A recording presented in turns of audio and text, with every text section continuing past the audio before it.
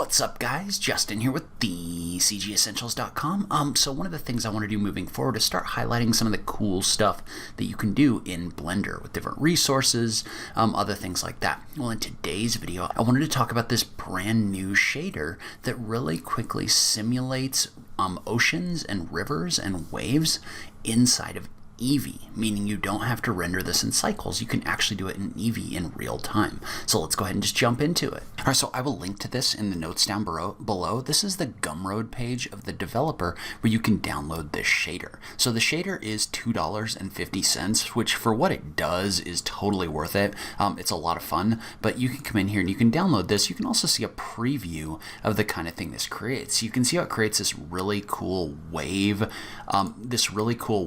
effect using a shader inside of Eevee. And so when you download it, you're going to get two files. You're going to get a Blender file and you're going to get a little manual. So the manual is just a Word file that walks you through how to use it. So what we want to do is we want to open up the Blender file that comes with this purchase.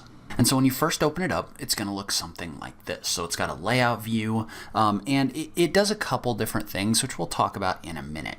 But basically the way that this works, so if you were to switch over to rendered view right here, you can see how this renders out with waves. And so what this does is this uses the timeline in order to simulate those waves. So if you move this left and right like this, you can see how the waves are working inside of your viewport. So if you click play, what that's going to do is that's going to play your animation. And so the cool thing about this is you can take this and you can apply it to other pieces of geometry in order to create your own effects. So the way that I'm going to do that, just to give you kind of an example, is I'm just going to move off to the side. I'm going to do a Shift A, and I'm going to add a plane. So we'll do this the simplest way first. So I'm going to move my plane over here. I'll go ahead and move it down a little bit. And so now let's link these up.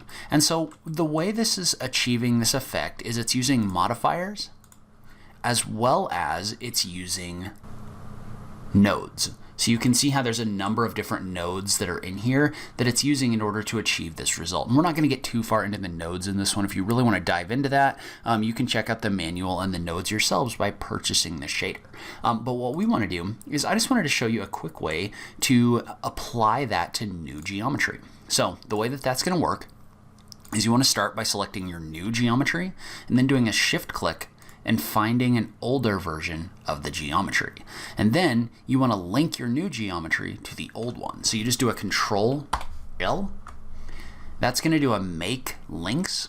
And we want to link the modifiers first. So what that's going to do is that's going to take the modifiers that were in the old plane over here. It's going to apply them to the new one.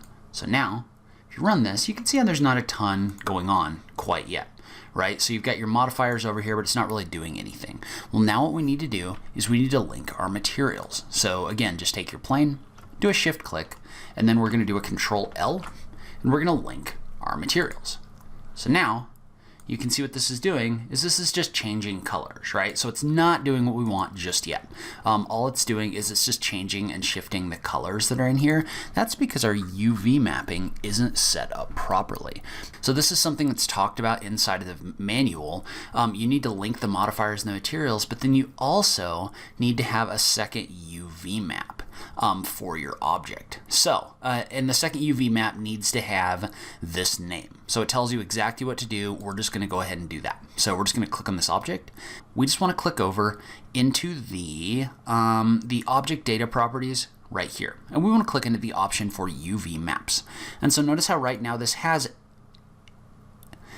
already has a UV map applied to it. Well, what we need is we need this to have a second UV map applied to it. So we're just going to click the plus button right here. Notice how this has a UV map called UV map 01. We just want to double click on this and we're just going to name this what it said in the manual. So it's gradient,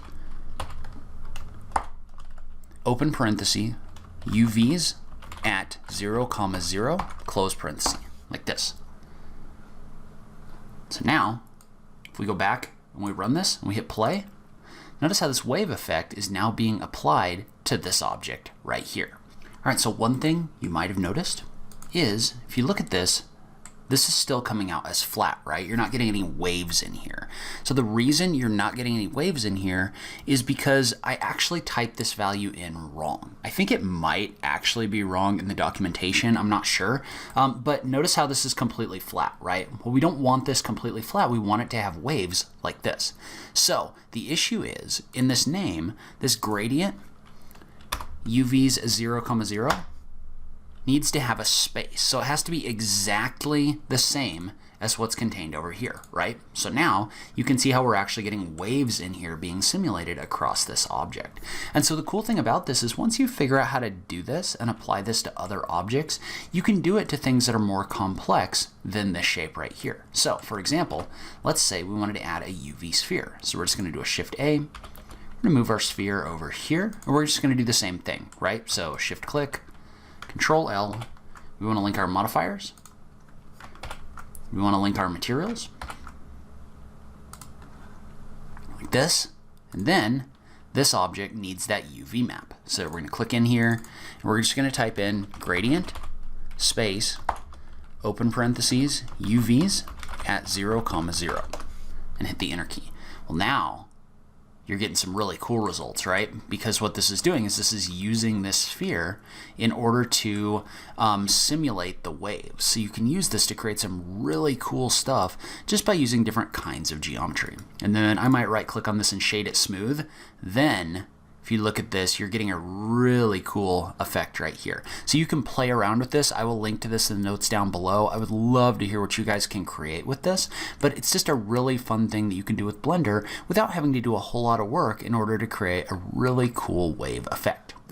So that's where I'm going to end this video. If you guys have other cool stuff that you can do in Blender, things like this resource, I would love to hear about them. So leave a comment in the notes down below and let me know. If you like this video, please remember to click that like button down below. If you're new around here, remember to click that subscribe button for new Blender content every week. If you like what I'm doing on this channel, please consider supporting me on Patreon. Every little bit helps, even if it's only $1 a month. So make sure you check out that link in the notes down below. But in any case, thank you so much for taking the time to watch this. I really appreciate it. And I will catch you in the next video.